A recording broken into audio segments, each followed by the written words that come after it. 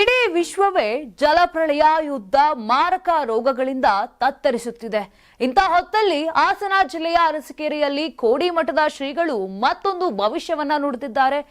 ಭಾರತದಲ್ಲಷ್ಟೇ ಅಲ್ಲ, ಜಗತ್ತಿನಲ್ಲಿ ಇನ್ನೂ ಒಂದು ಮೆಗಾ ಸ್ಫೋಟವಾಗುತ್ತದೆ ಅಂತೆ. ಸಾಗರದಲ್ಲಿ ಅಚ್ಚರಿಯ ಸಂಗತಿ ಕಾಣುತ್ತೆ. ಕೆಲವೊಂದನ್ನ ಹೇಳುವುದಕ್ಕೆ ಹೆದರಿಕೆಯಾಗುತ್ತೆ. ಪೂಜೆ ಪುನಸ್ಕಾರದಿಂದ ಏನೂ ಕೂಡ ಆಗಲ್ಲ.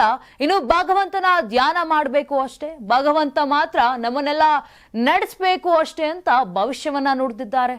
ಇನ್ನು ಭಾರತಕ್ಕೆ ಮುಂದಿನ ದಿನಗಳಲ್ಲಿ ಊಹಿಸಲಾಗದಷ್ಟು ದುಃಖ ಬರುತ್ತೆ ಅಂತ ಕೂಡ ಹೇಳಿದ್ದಾರೆ. 2025ನೇ ವರ್ಷ ಆರಂಭವಾದಾಗಿನಿಂದ ಒಂದಲ್ಲ ಒಂದು ದುರಂತ ದೇಶದಲ್ಲಿ ಘಟಿಸುತ್ತಲೇ ಇದೆ.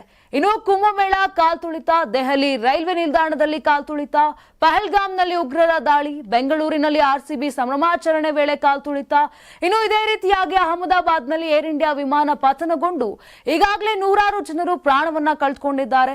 ಈ ದುರಂತಗಳ ಶಾಕ್ನಿಂದ ಹೊರಬರುವ ಮುನ್ನವೇ ಮತ್ತೊಂದು ದುರಂತದ ಭವಿಷ್ಯವನ್ನ ಇದೀಗ ಕೋಡಿಮಠದ ಶ್ರೀಗಳು ನುಡಿದಿದ್ದಾರೆ.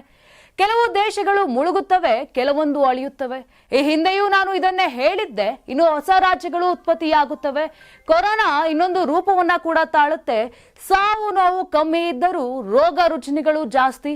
ಕೊರೋನಾ ಮತ್ತೊಂದು ರೂಪ ತಾಳುತ್ತೆ. ಈ ಸಂವತ್ಸರದಲ್ಲೇ ಹೀಗಿದೆ. ಉಸಿರಿಗೆ ಸಂಬಂಧಿಸಿದ ಸಮಸ್ಯೆಯಿಂದ ಜನರು ಸಾಯ್ತಾರೆ ಅಂತ ಇದೀಗ ಕೋಡಿಮಠದ ಶ್ರೀಗಳು ಹೇಳಿರುವಂತದ್ದು.